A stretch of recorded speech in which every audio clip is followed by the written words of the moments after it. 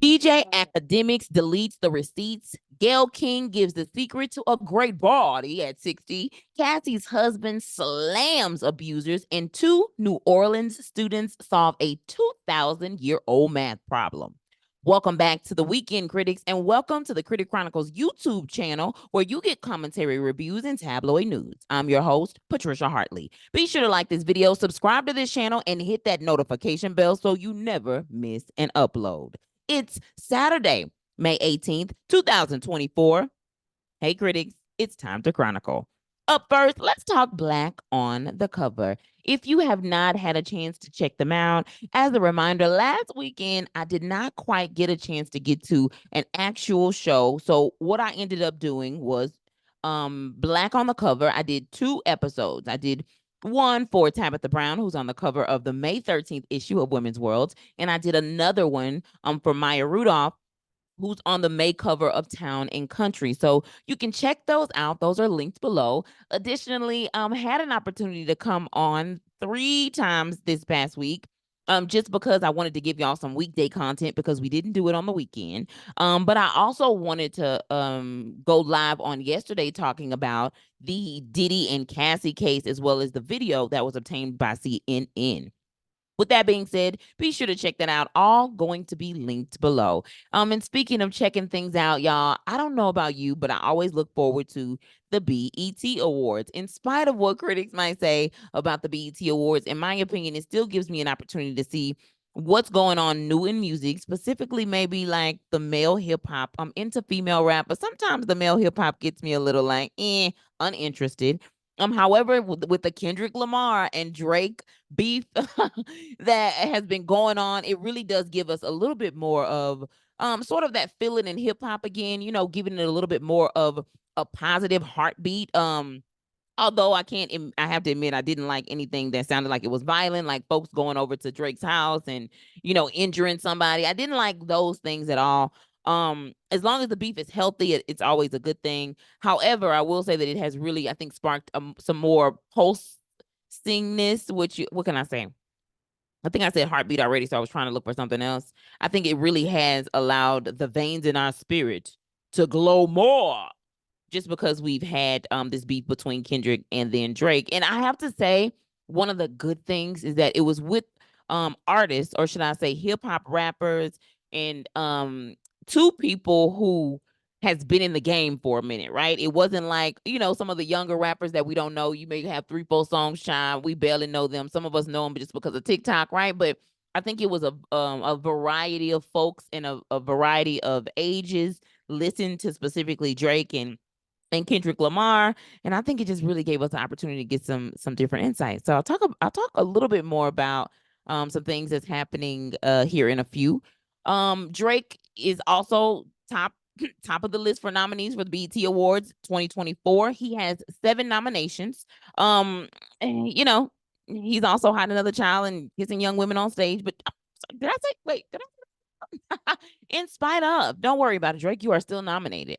And from Glorilla and Nicki Minaj to Victoria Monet and Money Long, BET.com is reporting that all these folks are going to be performing at the show that's set to air on Sunday, June the 30th. And if you can't get enough of the BET Awards, then you can read all about it and the BET experience at BET.com. I do hope that a few more people pop up on that list of performers, maybe including folks like her. It would be nice to even see like Solange perform. So yeah. And then let's talk a little bit about the Pythagorean theorem. It has been apparently solved. 2 teens surprised the math world with the Pythagorean theorem trigonometry proof. And while I cannot do what they did, I can say that it was genius now.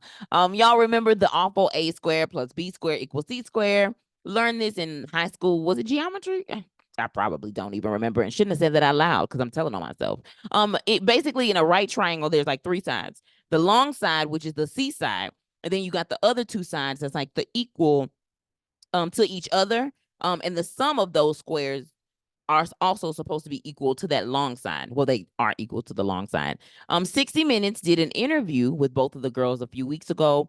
They both hail from Southern Louisiana. And that means New Orleans, of course, baby. I was trying to do the New Orleans accent, almost choked. The two young ladies is named Kelsey Johnson and Nakia Jackson. Well, congratulations to both of these ladies. After a teacher by the name of Michelle Bluen Williams gave her students the challenge, and the girls did not stop basically until they solved the problem. So the girls have already gotten shout outs from the First Lady, Michelle Obama, and have the keys to the city of New Orleans. Now, I wish that I could describe to you exactly what it is that they said in the solving thing. I did my best in just telling y'all what the Pythagorean theory was. So that's all you get. The girls did do attend a school down there in New Orleans called St. Mary's Catholic School. It's an all-girls school where girls flourish and are empowered to be anything that they want to be while living Christian values and acting responsible in a global society. The school was also founded by a Black nun on December the 2nd, 1867, under the leadership of Mother Josephine Charles. Congratulations to both of these ladies. Listen, that's something to brag about. You know, everybody ain't able, and that's literally, seriously, everybody ain't able, but all you got to do is put your mind to it and do it. All right. Misty Copeland. Misty Copeland is an amazing ballet artist. Okay. Reporter Fallon Harge writes via BET.com that Misty Copeland revealed on a podcast, the name of the podcast is called Your Mama's Kitchen, that she did not have memories in the kitchen growing up because they were homeless and lived in hotels. She described the almost kitchens that she did experience as more of like, you know, like kitchenettes. They ate a lot of affordable market. They ate, excuse me, at a lot of affordable markets growing up, she said, and also 99-cent stores. She quotes, I just really don't remember kitchen being a present part of my upbringing. There are several hoopla resources around Misty Copeland, who is the first African-American female principal dancer with the prestigious American Ballet Theater. She also recently spoke at the Peabody Conservatory 2024 graduation ceremony along with Stevie Wonder. And they both actually received the George Peabody Medal for outstanding contributions to music and dance in America. And the report goes on to say that this is the highest honor bestowed by the Peabody Institute. So congratulations to Misty Copeland. But yeah, reading that article there on BET.com, I just didn't know that she was at one point in time, you know, homeless. Now, here at the Critic Chronicles, our goal is to provide quality but juicy content from websites, digital magazines, and tabloids, most of which are sourced from our public libraries. Research from the National Library of Medicine show that there are an estimated 17,000 public libraries nationwide, totaling 4 million visits each day. Public libraries are civic organizations that are committed to providing invaluable resources beyond books that are free and open to the public. Get your library card to access thousands of resources today. Now, critics, it's time for tabloid news you can use. Let's start first with Miss Gayle King. Now, we do not always agree with the way Gayle King interviews her guests, including her interview with the former WNBA star and South Carolina head coach Dawn Staley, where she admittedly told this woman she was rooting for Caitlin Clark. Or even when she asked WNBA superstar Lisa Leslie in 2020, I think the interview was within weeks of him passing away, about Kobe's rise and legacy after what happened with the sexual assault. She really did kind of put her in a position, and by her, I do mean WNBA superstar Lisa Leslie, the one that she interviewed during that time. It was right after the death of Kobe. However, one thing that we is glad to see is Gayle King on the cover of Sports Illustrated. Not only that, but she is gracing the cover at the age of 69. Now, she looks amazing, and her secret when TMZ caught up with her is working out, which includes some strength training. She also said that at one point, she was doing Weight Watchers, and I think it was 3 different times. She says she reached, I don't know if it's the highest level that you can reach when you accomplish certain goals with Weight Watchers, but yeah, she said that she's not on Weight Watchers right now. You know, we think that you're on Ozempic. I wonder if she said that out loud. That's alleged. That's alleged. That's alleged. And that's all I got to say about that. Somebody though who is speaking out for the absolute right reason, is Cassie's husband. Cassie's husband is Mr. Fine.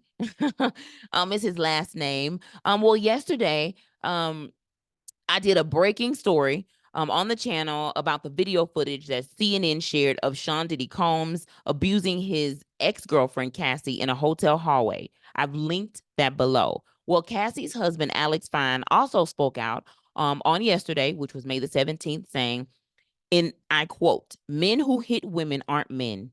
Men who enable it and protect those people aren't men. Sharing that violence against women shouldn't be inevitable. Men who hurt women hate women."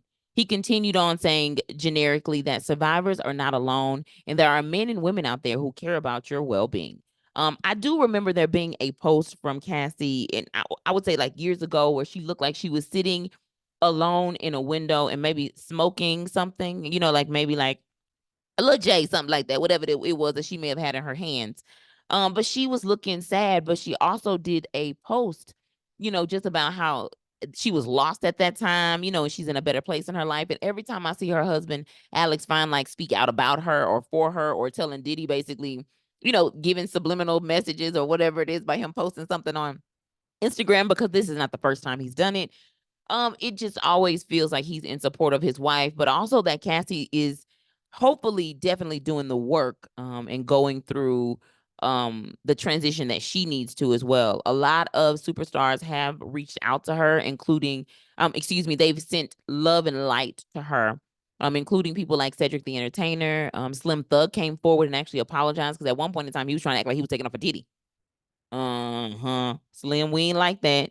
We didn't like that. But what we do like is the fact that you were man enough to come out and actually apologize. Okay. Speaking of apologies, y'all, I think Cardi B, I'm not saying she owe her fans an apology, but it's just always like Cardi be mad again. She just mad again. Apparently Cardi B is mad at fans, and this time she calls her fans the worst fan base ever. I think that's one of the most negligent things that you can say to your fan base. Lovely T gives the blow by blow on her channel. And I want to add this. While we believe that Cardi is, a good artist, I do believe she is a little insensitive about her music career sometimes. This was, it was not her beginning though in the industry, to be honest with you. She didn't start off in music, right? It's my understanding that she actually started off in reality TV. So that's why she speaks out so much. And I know some folks are like, "Oh my gosh, Cardi again saying something," but that's what reality stars, in my opinion, like that's how you get seen and heard a lot, right? Is that you are on all the time. You always got something to say. You're showcasing what's going on. You're starting a business. You're doing a photo shoot. You're doing a music video. You're making music. And that's what I want to talk to you about, Cardi, is the fact that you are not going to be making an album, it sounds like. What's going on, girl? What is going on? You keep teasing the fans with new music, saying that you're going to do it, but then you don't. Your fans want it. And I believe that you have the fan base that will support the hell out of it. Okay, Cardi? I don't know if you've gotten comfortable being at the house or what your home style life is like. But I can definitely see you making a documentary of some sort about the behind the scenes of you taking you and the whole family, basically on tour, getting into that phase of just showcasing not only yourself on social media, but also yourself behind the scenes. I can also see you in the future doing some sort of a baby line, some sort of a specifically for young girls, like, something like that. Something like that. Okay. I do not do it well. And somebody else who don't do it well is DJ Akademiks. Now, blackenterprise.com reports that a young woman writer, hopefully I'm saying her name right, forgive me if I'm not. Her name is Fazia Abashi. She's filed a lawsuit against YouTube personality DJ Akademiks for rape and defamation. She accuses the personality of drugging her at his residence in July of 2022, in July of 2022. Just want to make that a clear correction. Although Akademiks has denied these allegations, okay? The report goes on to share the following timeline. These two met in 2021 online. They were dating.